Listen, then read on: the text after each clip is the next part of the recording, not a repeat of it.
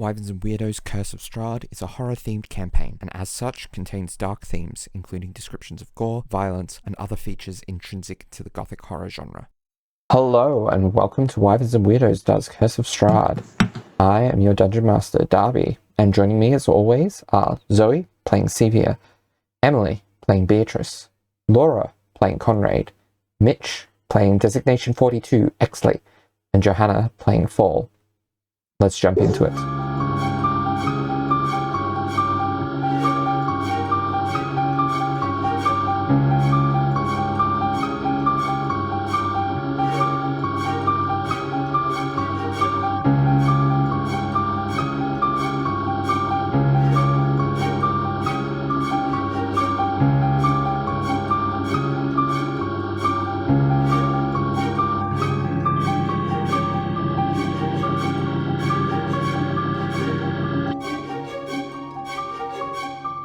So, where we last left off, the party fought against Strahd, who attempted to ambush them outside the Amber Temple, and the party came quite close to actually defeating Strahd. Unfortunately, he had regenerative abilities and enough space to kind of get away from them long enough to get out of the moonbeam that Exley put up and fly away in bat form.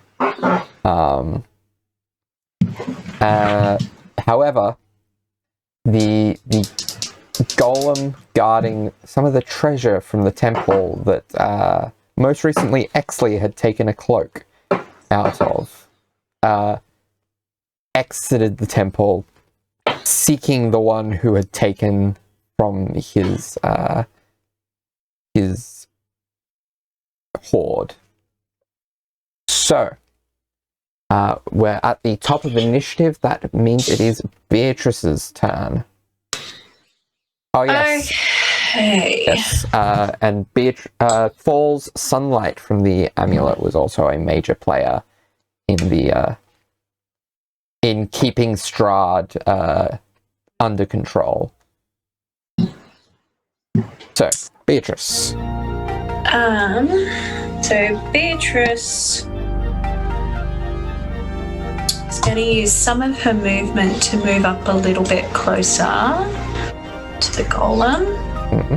And then she's just going to fire 2 arrows. Okay, is her bow magical? It is not. Okay, so, yeah, so those, roll to hit, just... 19? 19, that will hit, but it does not seem to phase the golem at all. She's just trying to distract it. Alright. And are you going to attempt your second attack, or...? Yeah, she'll still attempt the second attack. Okay. And the second one is also a 19. Alright. Again, hits. Does not phase the golem at all. Alright. Next is Conrad.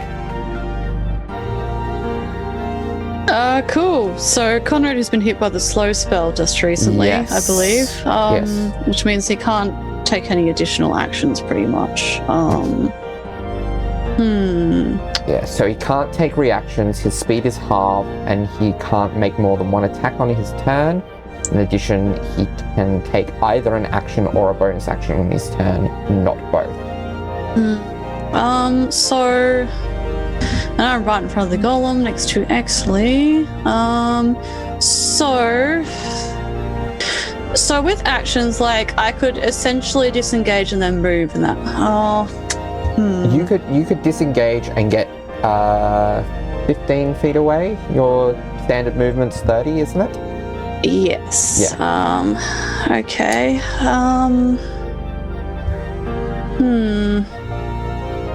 That's I'll do a stupid thing. Because Exley, I presume, is still carrying the cloak of the invisibility cloak, yeah? The cloak The cloak of some description, yes. Yeah, the cloak that was in the area, Oh, yeah. yes. The mysterious cloak that Darby kept saying, please, oh, save you guys and to pick that up. So Conrad is he looks up at the golem, turns to kind of like try to move. Because this will be an action. He would like to, alright. He'll grab the cloak that Exley has and just yeet it as far as he possibly can. Okay, roll me a dexterity check. Just to see how far you throw it. I'm going to take a picture of this right now. Yeah. What direction are you throwing it in? For reference.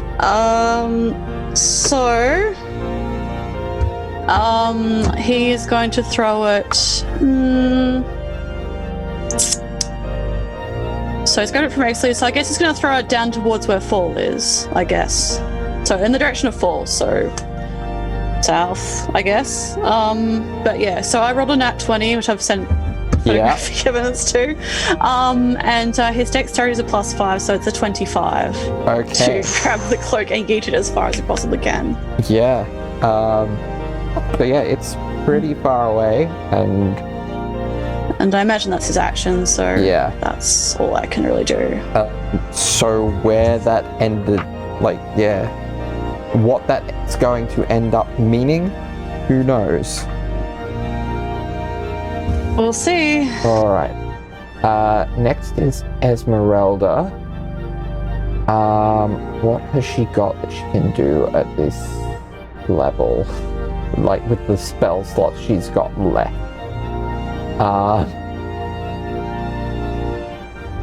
Not much. No, that's a yeah, she's going to stick with a second level magic missile. So that is gonna do 14 points of force damage to the golem. Okay. Alright. Next is Fall. Alright, so does it fall at my feet, the cloak, or? Yeah. Nearby? Yeah. Close enough, yeah. So you notice in this environment, it does appear to be white, like the snow around it. Okay. I'm gonna roll a quick intelligence roll. See what Fall garners. Oh, I shouldn't have done that. I should not have done that. Okay, that was a nat 1.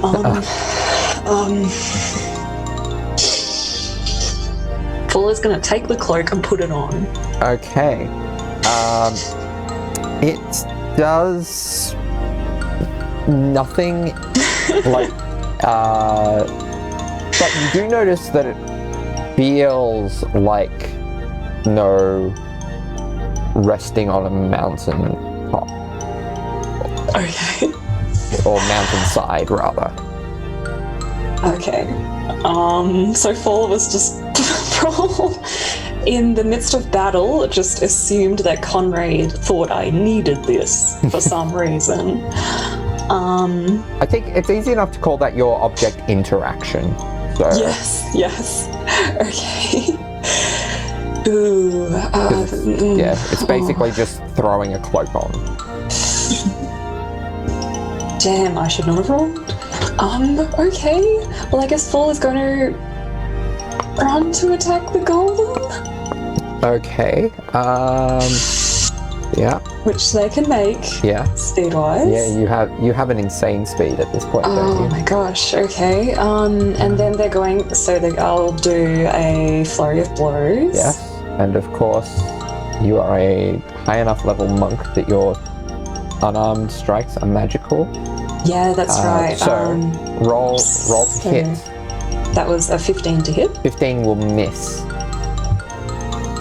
And a 13 to hit. Also misses. And a 16 to hit. 16 also misses. So Fall is just flailing at this golem. So yeah. And then finally, that's a 24 to hit. Okay, so you aim 3 attacks at this golem and they all just glance off until finally you are able to make this final whack right in the center of its chest. Roll for damage for that last attack. That was 6 damage for that. 6 damage, okay. Okay, and then using Flurry of Blows, they're going to disengage and go 10 feet away. That's right, because of that subclass feature, whatever it's called. Alright. Cool, that's Fall's go. Yeah. Cevia. Okay, so many of my friends are now in melee with the big scary thing. Mm-hmm. So Cevia's going to yell out, I think it might be pertinent for us to try and get away. And then arcane hands, arcane words, and I would like to cast a 2nd level witch bolt. Okay. Roll to hit. Creature, this one.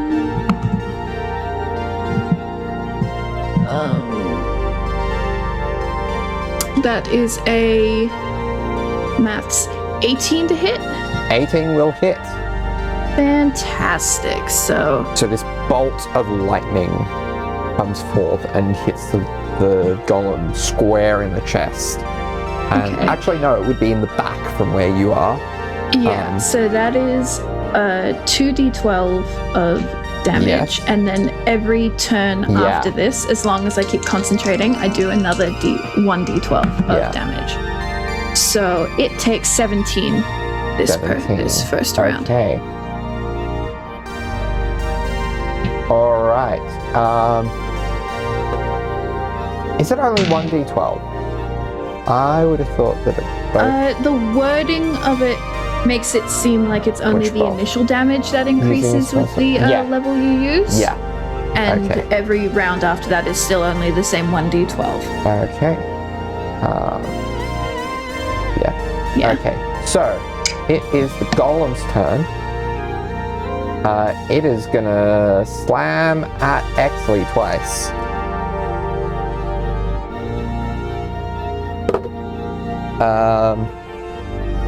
So the lower of those was a 17. That's a miss. The other was an 18. That is also a miss. You are one lucky Warforged. How does he actually do that? Does it just swing too hard, or does he just ninja bend out of the way? That's incredible. Exley does the Matrix dodge. He just defies gravity and just goes back 90 degrees and then straight back up again. I guess he can because of the hinged legs. Yeah. Hinged legs and the fact that he can turn into a 90. and the fact that he can turn into animals probably helps. I turn into a rat for 2 seconds and then come back up again. Strahd continues to fly off.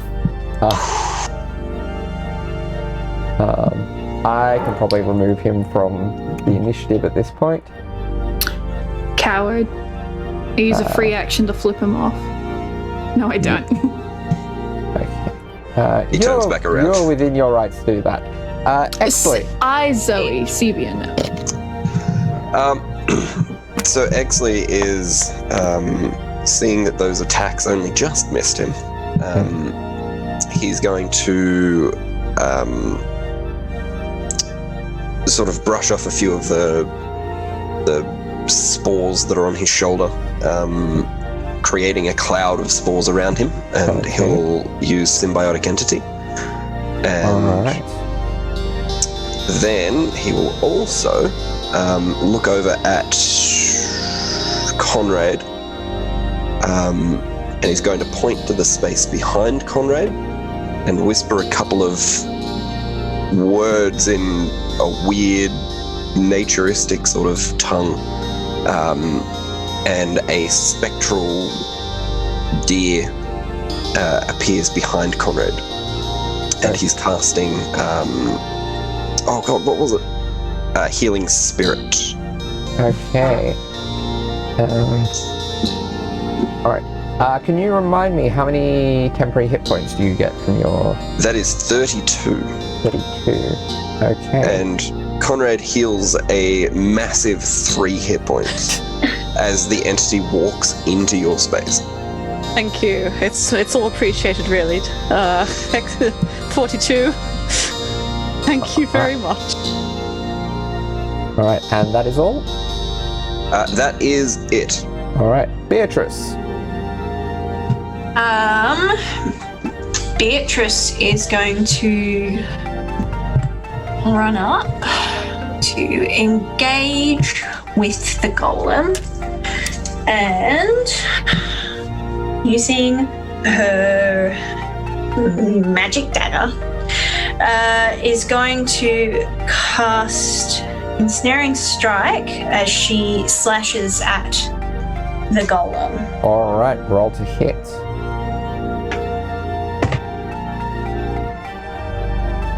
18. 18 hits. So what kind of save does it need to make against the Ensnaring Strike? Ensnaring Strike is a strength save. Okay. And it is a magical effect, so it does have advantage. The higher of those. So that is a 19, which I think makes the save. Yeah, it makes the save. But with the dagger, it still takes. Whoops. 6 points of damage. Alright.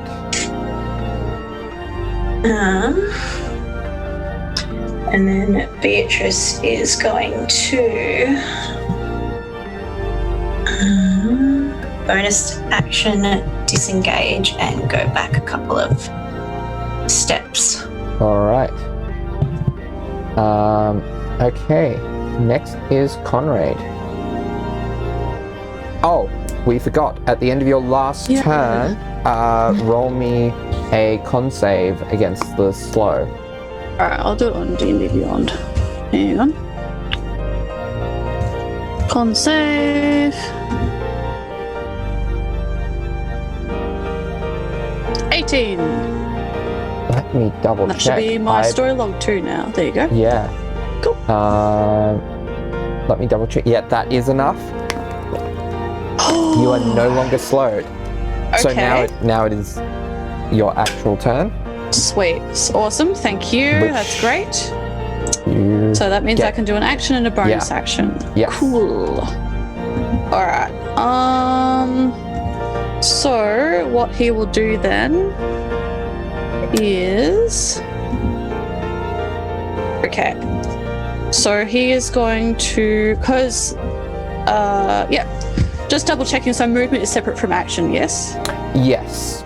Okay. You can use your action to move, you can use your bonus action to move, but your movement is also, you get a base amount of movement each round. Yeah. Alright, so what Conrad is going to do is he is going to look extremely frustrated that the golem has come up with the express purpose of retrieving the item and has paid no attention to it. And in his rage, he's going to stab the golem, or attempt to. Okay, roll to hit. Trying to pinpoint it like a crack or whatever. Actually, no, I'll do that on D&D Beyond. Hang on. Yeah. That's with the Gambler's Blade Rapier. Yeah. Actually, I did the damage instead. I'm a genius. 2 hit. That's... It's a 19. That will hit. Okay, cool. So 19. So it's 1d8 plus 8. So that's 16 points of damage. Plus you get your sneak attack because Exley is also engaged with the golem.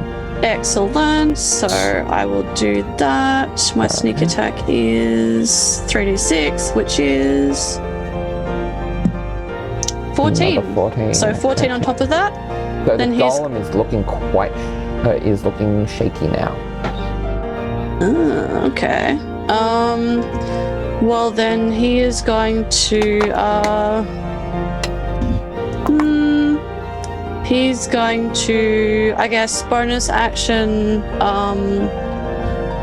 point to fall, I guess, and be like, okay, there's some cracks forming it, we're going to get rid of it. I think the only way we're going to stop it is if we kill it. And he points to like a couple of specific points to fall. But he's kind of like not paying super attention. He is quite looking, not panicked, but he is looking more unsettled than he has in combat before.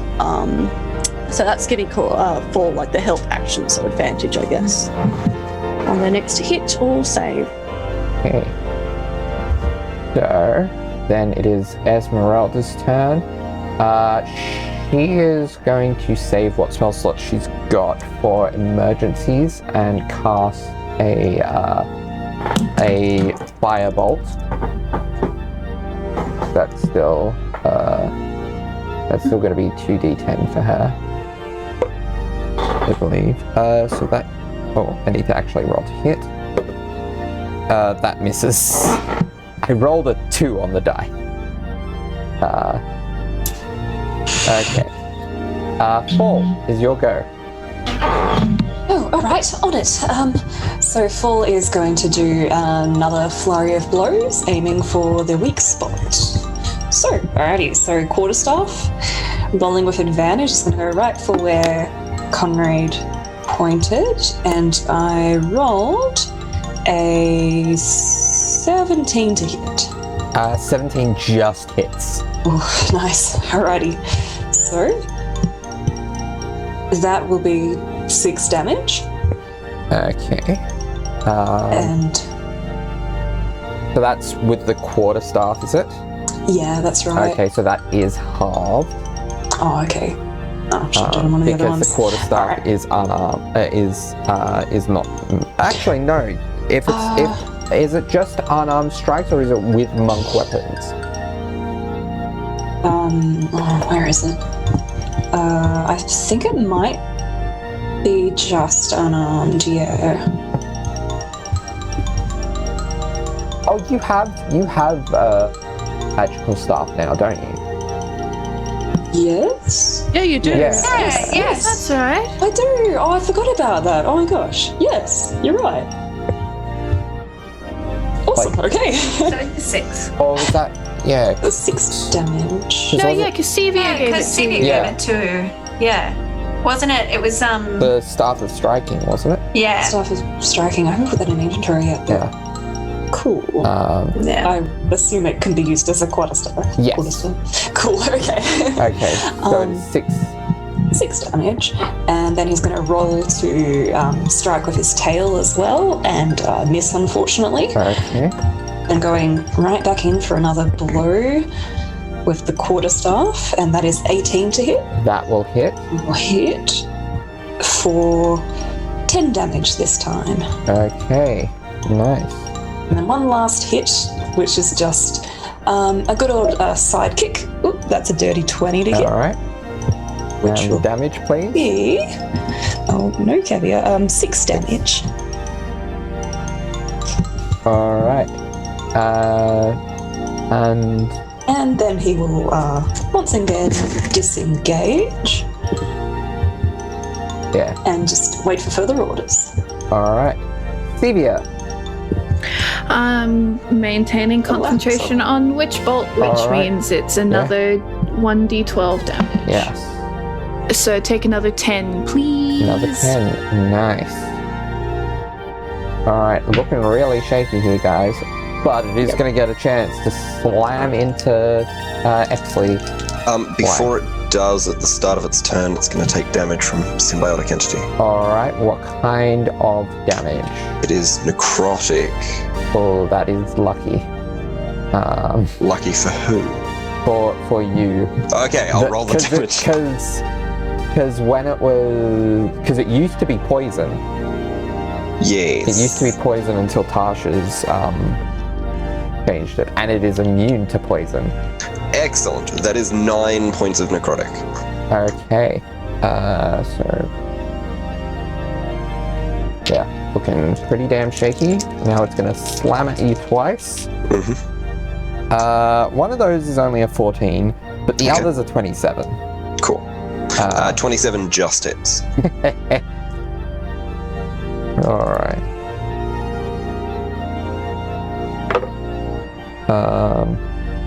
8, 14, 15... so 21 points of bludgeoning damage. Cool. Okay. And it is your go. Oh, and your concentration on the... I'm assuming that's a concentration spell. The healing spirit, is it called? I believe... God, that's a very good question. It is. So concentration check, please. DC of 10. 18. 18, yeah, fine. Cool. Well, at the start of my turn, the spirit is still embodying Conrad, so you heal an additional 6 points. Okay. And I'm gonna bop. I'm going to. Is Primal Savagery, out of curiosity, is that considered a weapon attack? It is a melee spell attack, I believe. Okay. Fair enough.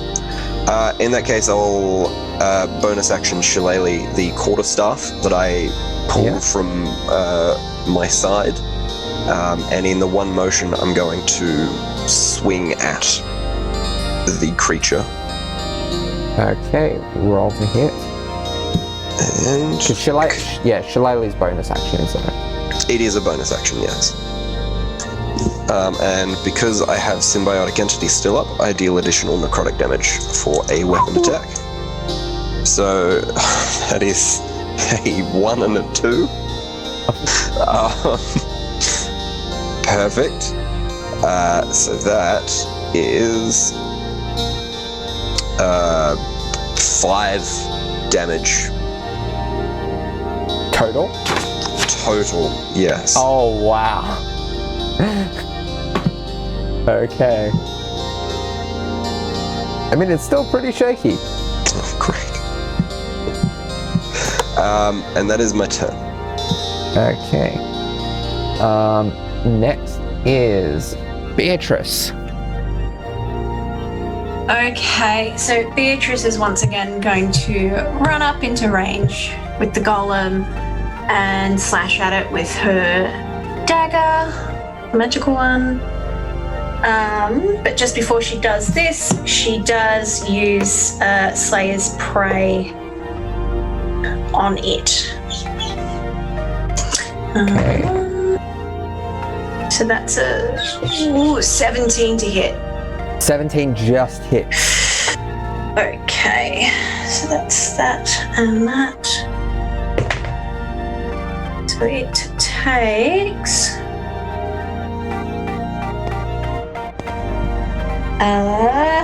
10 damage. Okay. And then she's going to strike it again with the same dagger. Oh, you do get sneak attack. Oh, so that's an extra d6. Yeah. So that's an extra 4 on that one. So, yeah. So she hits it again, and that's a dirty 20 to hit. That'll hit. And he takes a further 12 points of damage. So as you hit into this golem, just all the cracks that have been caused by the various points of damage, you hit into one of them in exactly the right spot, and it just shatters to the ground in pieces of amber. Well, there we go. Okay, that was close. How is everyone? stressed. Yes, Alright. that could have gone better, quite possibly. 42, you're not too damaged? Egglesey sort of checks all his limb joints. No malfunctions? I will be fine, given time. And Conrad, you heal an additional 2 hit points as the deer is still hanging around. It kind of like shudders, yeah. Who needs healing? Conrad? Most of us, I'd assume. Exley and Cevia, is it not? Yes, I think. I did not get hit. I did not see you get hit, Fall. And I think Esmeralda is alright as well. I am fine. Bit low on magic, but I'm sure we all are. Yes, I think someone should have a look at Cevia. Yes, that's probably my The deer over at Cevia. I'm fine. Cevia is going to use this chance to actually walk closer to the group, and as she does, that's probably when you all see the massive amount of blood that's still chugging its way out of her neck because Strahd bit her. Oh, okay. And I don't believe she got any healing done after that. But she's acting as if she's not aware of it. Whether that's on purpose or not is debatable. But she's like, no, I'm fine. I think really we should just find somewhere safe for the night and sleep, because there's only so much I think healing magic is going to do for me at this point. What is that cloak you're wearing, Fall? I don't know. I think Conrad gave it to me for some reason. What was this for? So Conrad will gesture to Exley and he'll be like, it was the spoils of 42's little adventure after we were meant to escape from the treasury room, and I threw it away assuming that you might pick that up and maybe the golem might follow you. It didn't, but I suppose you ran straight into the fray again, so I guess that was well, that went a little bit poorly in general, this entire combat thing. And then he's going to take a quick glance at Beatrice's earlier offering healing for a beat, and then he's going to stride over to Cevia and kind of not extremely forcefully, but kind of be like, now come on, let's have a look at the neck. Oh, But he will kind of reach for it, to she grabs does her for a wrist, I second. guess, or goes to grab Yeah, her she wrist. kind of does that little wiggle like a kid. What? Fine. While that The is chorus happening, Beatrice is going to walk up beside Exley and cast Cure Wounds at first level, and he gets back 10 hit points. She's also then going to walk up behind both Conrad and Cevia, tap Conrad on the shoulder, and cast Cure Wounds at first level. Thank you. And that's 6 Thank points. you, Beatrice. And she's going to tap Cevia on the shoulder. Oh, Cure Wounds second level, which means she gets back Yeah. 10 hit points. Also, talking about healing, the deer has walked up to Cevia and walks through Cevia, vanishes into a mist, and Cevia heals another 6 hit points. wow, I'm almost up to my new total of 37. That was 6. That was 6, was it? 6. Yeah. So if I I'm remember, now at a if my records I'm at a are correct, robust 29 of Yeah. 37. if my records are correct, your maximum is 30 at the moment. Oh, did I not do one? Hmm. Amazing. Let me fix that. Conrad, can you roll me a medicine check as you look over this bite? Sure. I mean, he had to treat his own medicine, his own neck before. Yeah. So 17. He doesn't have any add-ons to it. Okay. So 17, you recognize this as a vampire bite, and you're aware of its effects having like been under it before. The good news is that like the kind of grogginess and the loss of vitality will come back, but it will take a decent rest to. Yeah, and I think like he was at least like roleplay wise, he did like treat most of the people when they got attacked by Strahd the first time. Then he treated himself, I believe. So he kind of like sort of like tries to do some stuff to kind of like stop it from bleeding, because I assume like it's still a vampire bite, and like vampire bites, it will stop eventually. So but he's not like super nice with it, but he's not like super rough with Cevia either, but he's just doesn't have a great deal of regard for like being kind, I suppose. Yeah, because it's him. He'd be like, okay, stand still, head to the left, that kind of stuff. Yeah. Okay, and then he will because I think he ended up like tearing some of his cloak up to like bandage himself.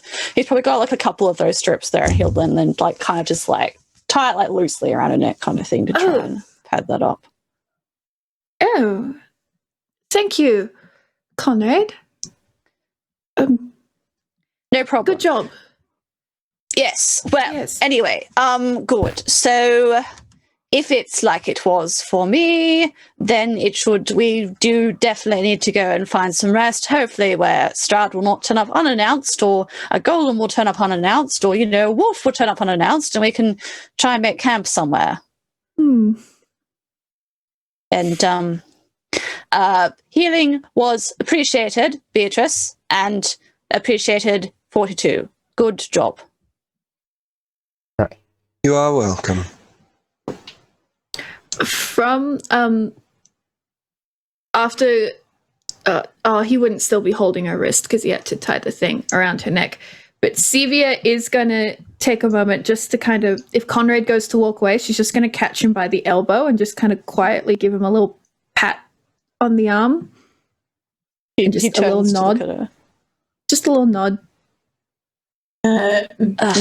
Beatrice then turns to Esmeralda and do you know anything about the area? Do you know how far we can get to maybe find somewhere safe to camp for the night?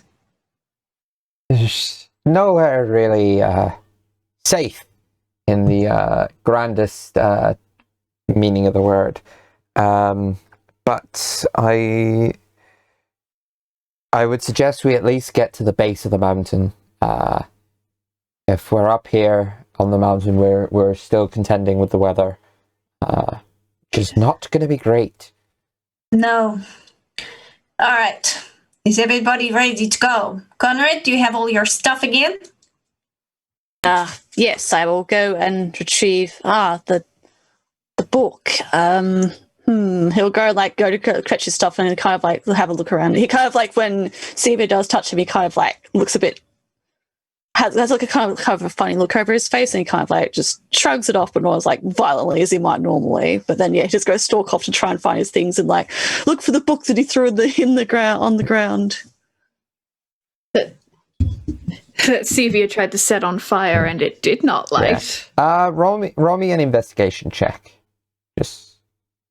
Can he have it at advantage if Cevia tries to point out where it was? Yeah. Okay, well, hang on. Did you just natural 20 again, Laura, out of combat? Natural 1? No, it was a natural 20. I can't believe it. Let's roll again, though. What was the other one? Oh, my... Did you double that? No. Did you? It was the 1. The second roll was the 1. That 20 to the net 1. Oh, my God. Amazing. Wow. Okay, so going to be a fun session. It does not take you long at all to find that book. Well, especially if Cevia has it.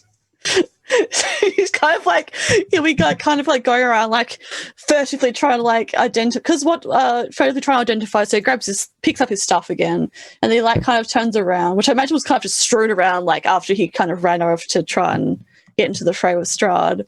And then he kind of just turns around. Is Cevia like holding it, or does she? I think she probably actually would not have picked it up because she'd stayed in the one spot. Okay. So Conrad would probably have had to do a bit of a look, but probably would have. She would have pointed at about where it was, being like, "Oh, if you're looking for it's over by that rock, by not that one, the other one. That yes." Oh, yes. Oh, of course, I would have seen it if I'd. Yes, well, of course, good. Yes. He'll stalk over and pick that book up as well. And for reference, while Conrad's collecting all his stuff, Cevia is just going to kind of sidle over to Fall and just kind of lean against their side. Just quiet. Just penguin. So, nothing else that people want to get from that hoard of treasure from the golem, considering it's no longer guarding it, or are we happy with just the magic items? So, from the talk of we should go towards the base of the mountain, Eggsley has turned back around and he's looking at the temple. And at that point, he is going to say, I do have a suggestion. Suggestion? Seeing as the guardian of that treasure hoard is no longer guarding it, we can take our time, find what we need from there. And we know that, at least for now, that area appears to be safe to sleep in. I do not think we should spend another night in the temple. And looks pointedly towards Conrad.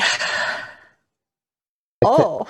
So when Beatrice does that, Conrad was looking at Fall like, yes, I understand. And then he turns to look at Beatrice and follows her and goes back to himself and goes, and his eyes narrow. He's like, I think it would be best to at least gather as much as we can there. I think 42 has a good suggestion. Collecting as much treasure as possible, considering the Guardian is now deceased, can be done quickly. And if we do wish to wander down the hill, if people are fit enough to do so, we can do so quickly. I can run it, dash back in. I think if we take some time to very quickly, considering the temperature, grab some of the more valuable items from the temple, and then head. And then, even doing that, we should be able to get to the base of the mountain and be able to set up camp easily by nightfall. Good, excellent. And then we can take it in turns to take watch and make our way back to some relative form of civilization in the morning. Certainly. Well, I shall dash in. I shall join and collect what we can find there. If others do not wish to rest, and he kind of like rolls his eyes a bit, and then like kind of, because he has like a suitcase, he kind of like jimmies that open a little bit, pops that open, and like he's just got like just clothes in there that are like very haphazardly thrown in. When he like pops that open, you also see like a full-on chess set and like just random crap. It looks like it's just been just thrown in there like very haphazardly for someone who's quite meticulous with exactly how he does stuff. But like he cracks that open and kind of like surveys that for a little bit, kind of ponders, looks like he's about to put his diary in there as well, and then kind of just tucks that into his hip, and then just picks up a couple of clothes and just like throws them at Fall, like in the general direction of Fall or Cevia or whatever. If people are called, I shall, yes, go in. 42, you think that's a good idea now? I believe so. Good. All right. And he just like kind of like looks over his suitcase again, weighing up the chances, and then kind of just nods and strides back into the temple as fast as he can. So, for reference, which people are really well rugged up? Well, Beatrice is fine. Yeah, Beatrice has her ring. Paul is well rugged up. Yeah. Yeah. Cevia's rugged up, extra rugged up now. Okay. So Cevia and Fall will get to roll this at advantage. Can I get everyone but Beatrice for the time taken to get what treasures you desire from the treasury, one last Constitution saving throw against the cold. Well, are Fall and Cevia going inside? Well, it's whether Even you're if you're inside or out. Regardless? Okay. Because it's the the way weather. you implied it. Yeah, it's up to Cevia. I rolled a 19. 19, you're fine. It's a con save, Yes. you said? Yes. That is a 13. Okay. That is a save. And Conrad and Exley? 8. 8. That is a failure. You take 1 point of exhaustion. 17 from X. 17. That is a success. And Esmeralda also failed. All right. But, yes. So, in the treasury, there are several piles of treasure that you can find. There's a pile of gemstones, copper pieces, rusted armor and shields, and a child-sized sarcophagus made of black wood inlaid with gold. Another pile has 12,000 silver pieces, rusted armor, rusted swords, and a gilded chariot. Another pile so all the piles have some form of coin or equivalent in them. So I'll just say for Conrad, he's only interested in if there's any kind of weaponry. That's just what he's looking at. He has literally no interest in like any of the wealthy looking, like the coins or anything that looks wealthy. So who has come to check out the treasure? Is it everyone? Beatrice has come in. Exley's come in. Are Fall and Cevia chilling outside? Well, let's ask Cevia what she wants to do. Cevia wants to stay outside. Then Fall will stay outside with her. And Esmeralda will stay outside and keep watch. Outside. So Beatrice is interested in all kinds of coin and shiny things. So she will grab as many coins and gems as she can. Okay. Which is not going to be a lot considering the amount there are versus how heavy coins tend to be. But there's also things like gems that you would recognize as being. So do you as Beatrice personally value gems just as much if or more than coin, or do you prefer? Probably equally. It would depend on the gems. Yeah. So these are all reasonably basic gemstones, but they're set. They're probably around about worth 50 gold each, and there are 29 of them in this first pile. There's some pieces of jewelry in and some gold in a rotted chest that are worth about 250 gold each. Some 6 fine dresses and gowns worth 25 gold each. Is that dress? Okay. 30 holy symbols of gods from various worlds. There's a gilded skull with red garnets in its eye sockets, worth about 250 gold. Exley wants that. Okay, yeah. Mark gilded skull with red garnets in its eye sockets, worth 250 gold into your inventory. Some non-magical crystal balls, bronze crown with tiny gem-eyed dragons for spires, marble vases. Conrad is very interested in the crown. Thank you. Okay, yes, you can mark Beatrice will probably pocket as much of the jewelry and the gems as she can. Okay, so that will probably be like, you probably won't quite be able to get much in the way of You could probably carry, like, if you're careful, like the rotted wooden chest with the 10 pieces of jewelry in it, which also has 500 gold in it. And then there's probably enough room to put like the 29 gems in it as well. So, but that would probably be about the limit of what you can carry. All right. Well, Beatrice will take the chest. Yeah. Add a couple of the gems in, and take that. All right. So we'll say you have about a dozen gems then, each worth 50 gold. 500 gold pieces and 10 pieces of jewelry, each worth 250 gold. So yeah, Conrad, the crown is worth 750 gold. There is also, I think I've mentioned pretty much anything of like significant worth. There are like 8 painted ceramic statues of saints, but they are quite heavy. Just a single one weighs 50 pounds.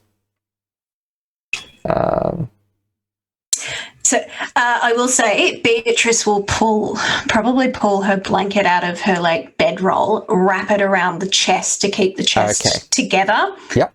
And carry that. Okay.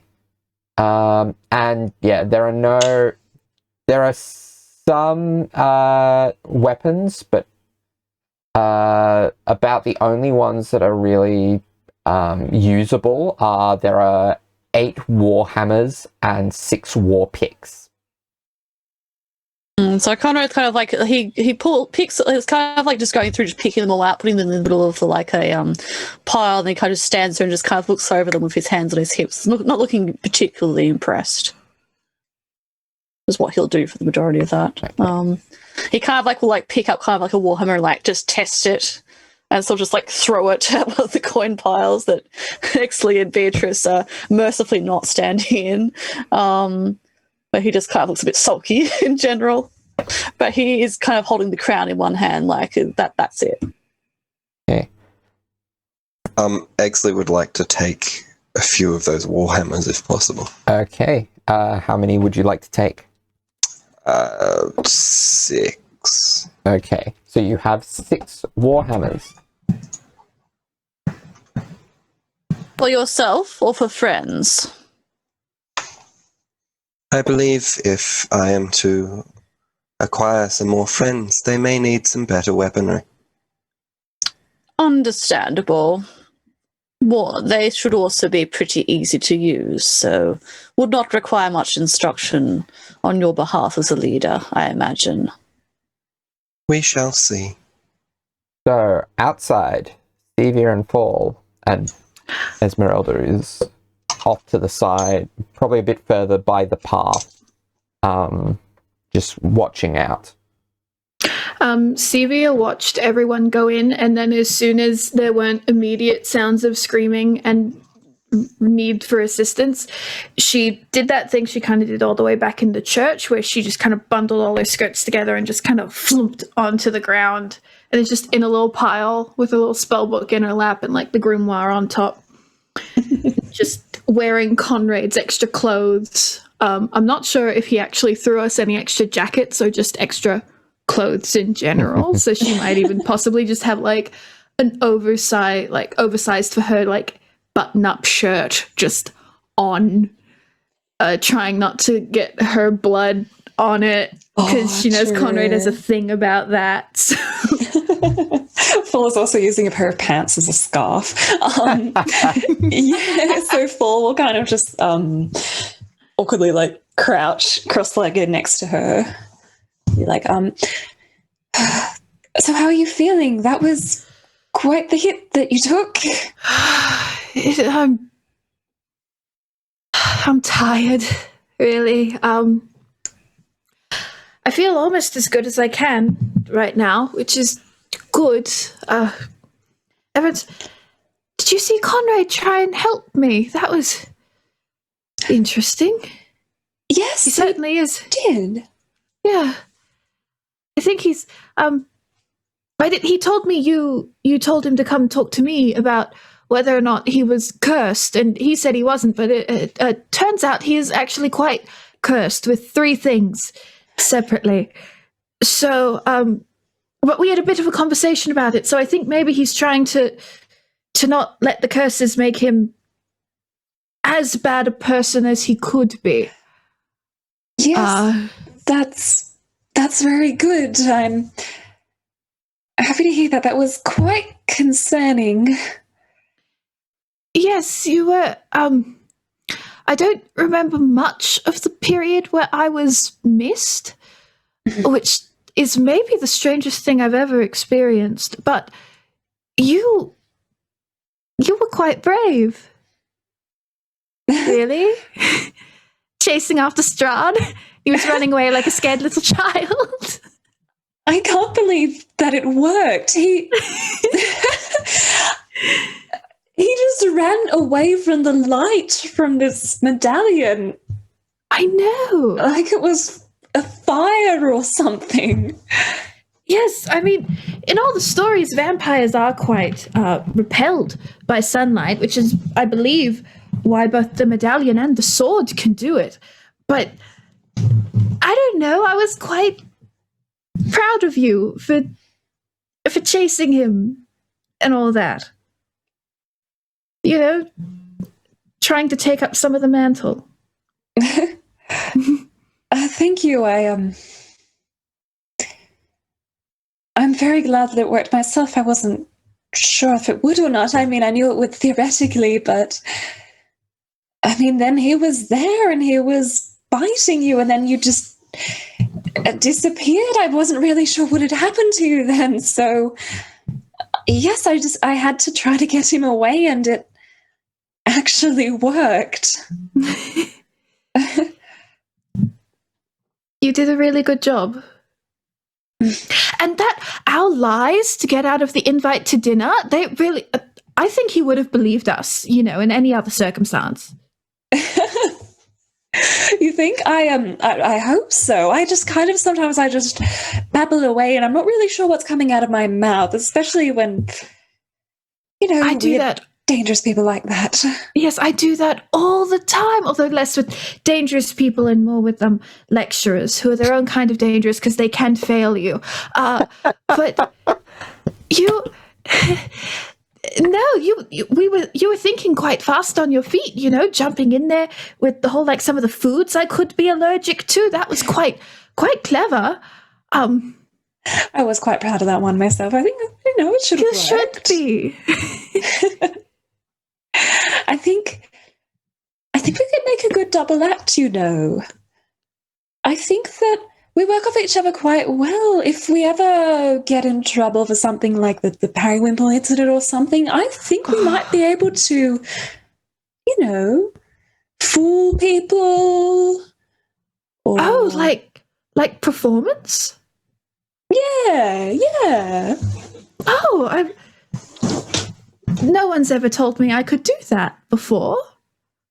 No, I think you'd be quite good at it. I think performances can be quite helpful, especially it can be quite useful for people to underestimate you, think that you are a certain way.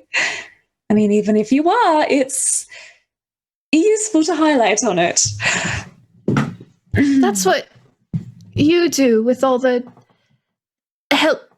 No need to hit me, I'm small and helpless, isn't it? You called it Drunken Master? Yes, it's my own spin on it. That's very clever. Thank you. It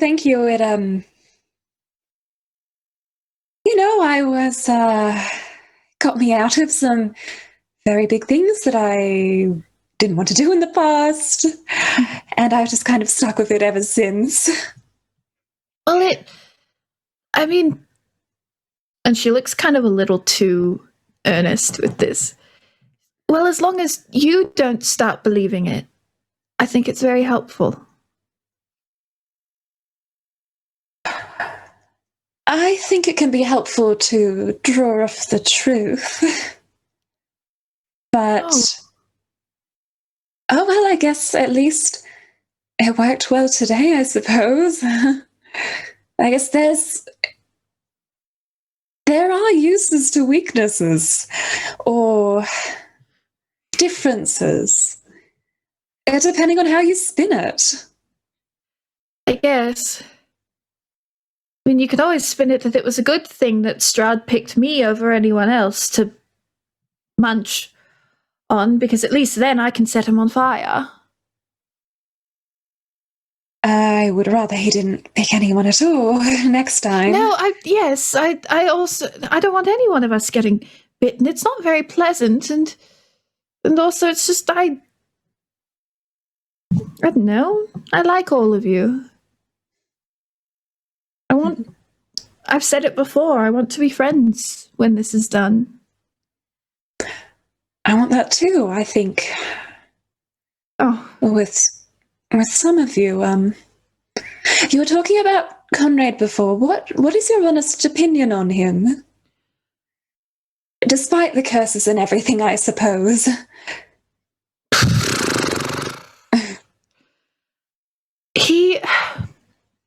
I will admit, when we first met, I quite genuinely could not stand him. Quite genuinely, he insulted the fact I go to university. He insulted my powers. He insulted me. He was generally just very... He reminded me a lot of the wizards I go to university with. Whose parents pay for everything. And I didn't like that. But I don't know, I guess some of the little things he has done, some of the things he's tried to do, whether they worked or not, he has tried to not be as bad as he could be.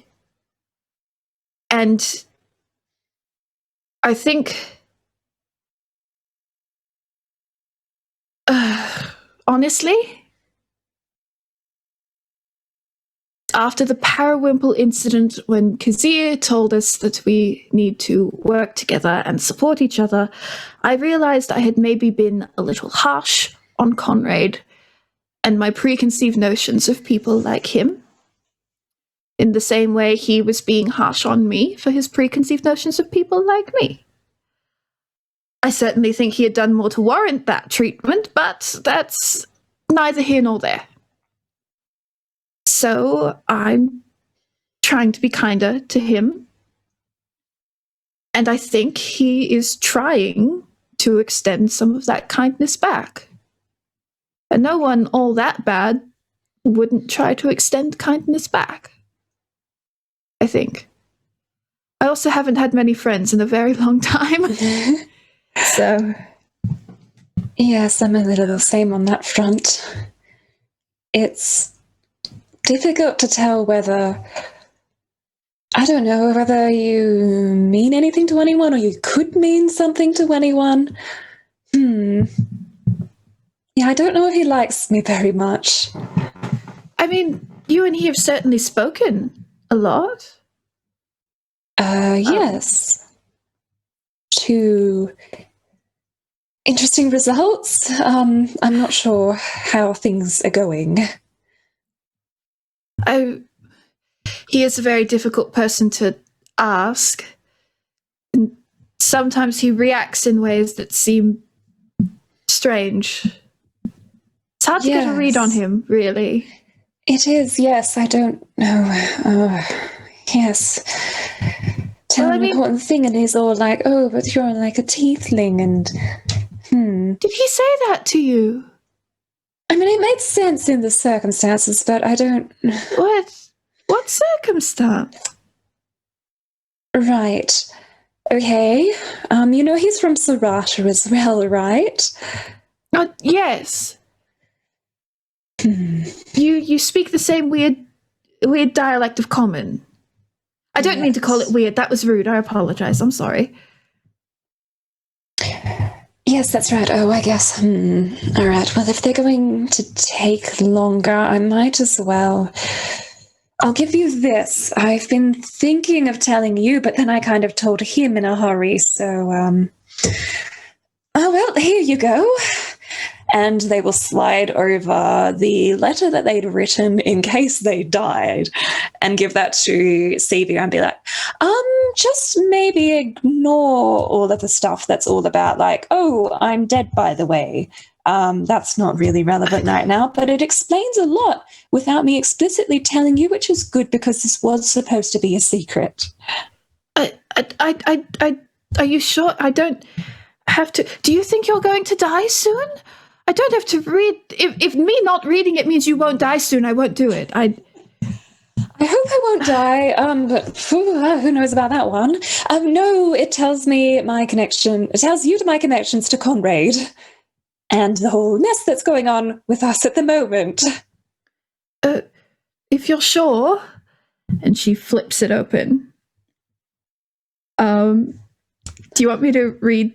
Do you want me to read this, Johanna, or will you? Or I guess you can read it. Yeah. Okay. So Cevia kind of doesn't always, but she does mutter a bit under her breath when she reads sometimes. So Fall can probably tell where she's up to in the letter if that influences how anxious he gets about it. Yeah. So, to Amos Cerbaloni, I'm writing this because I want you to know it was never truly my intention to fail you. I did want to complete the task you gave me, but it ended up being very much out of my hands. I was transported to a different plane of existence, some Barovia, and the only way out being some fantastical quest to slay its ruler. If you're receiving this note, surprise! I failed. I am dead and someone else must have succeeded to deliver this. I don't know why I was chosen for this quest. I've thought deeply about this, and when the idea that you may have been involved hit me, I was surprised by how possible it could be. The life of a monk is one of constantly facing challenges and obstacles to reach our best potential, but that is a life I've explicitly turned against. Even if it is likely incorrect to think that you could throw me to such low chances of survival to see if I'm worthy, it raises misgivings, ones that I had been trying to push away. I've also met someone who I believe has some connection to you, a human called Conrad who bears something like your crest and who, if he talks about his family at all, indicates them to be uncaring and dangerous. All I've ever wanted was family, but I can't stop thinking that maybe you could be as he says. Why was I told you may return, yet you waited 18 years before doing so? Why did you abandon me in a place of war and poverty? I think I lost my true family when I lost my friend Flo to that very war. I'll leave you with a piece of advice. If you wish for people to work as your informants, I suggest you look to the streets of Sarata. There are plenty of people there just struggling to stay alive who could do with the money. I would know. Your son, Fall. She slowly pans her head up to look at Fall, her eyes wide. And she goes, "That's your father." Yes, surprise. And that's Conrad's father. Yes, I wasn't really expecting that either, but it did indeed get confirmed. So you two are siblings? Yep, half siblings. And you aren't you two the same age? What an awful man. Yes. No, I mean, if Conrad. Yes, it's a weird one to wrap my head around. I would like to insight check Fall to see kind of how he's handling this. Yeah. You know what? For the sake of it, I'm going to use my Conrad dice. And that was bad. Oh, my insight's better, though. That takes it all the way up to a 10. He looks very uncomfortable and rather disappointed. Can I, touch your hair? Sure. She reaches out, and the horns are going to make it difficult, but she's going to try and part his hair and make it do the swoop that Conrad's does. And she's gonna like, I'm assuming his hair probably doesn't hold the same shape because it's a bit longer. So she's gonna like actually physically kind of hold it in that little swoop and kind of just look at him and be like, well, I think I can see it. Yeah, kind of. I'm not sure you'd look as good in all that black, but no, it's not really my style. She kind of smooths his hair back really gently. But, well, I know you've said in the letter that you've been searching for a family, and from what Conrad has said of his and what Conrad is, I'm not sure they're what you've been looking for. No, I think my hope for what they could be was what was driving me on a long way and blinding to me to a lot of what was wrong about the situation. And it took me going here to realize what was truly happening. But I know very little of families, really, in the grand scheme of things, and nothing of siblings, and she kind of smooths his hair again. But you could try to have something with Conrad, even if it's not the kinship you always wanted, and even if you want a Sir Baloney, you are Fall, and I like them just fine. Thank you. I hope maybe he'll learn the same, or... I mean, he certainly already has quite complicated feelings about his family, so I don't know, maybe it could be you two against the world. Maybe, or... All right. So, back with those who were grabbing stuff out of the treasury. Any last-minute grabs or... before we leave, Exley's going to grab the most important treasure of all, and that is the body of Vilnius, and will drag that out with him. Okay. Yes. Okay. Cevia and Fall, you see Beatrice with her massive bundle, Conrad with... What was it Conrad grabbed again? He grabbed the crown. Yeah. He's kind of like holding it loosely. Yeah. And Exley with some weapons, a decorative skull, and the body of Vilnius. Well, that certainly seems to have been an eventful trip for them. Yes. Beatrice wanders up. Beatrice wanders up with the chest, sort of, she's carrying it on her shoulder, and she goes offhandedly to everyone.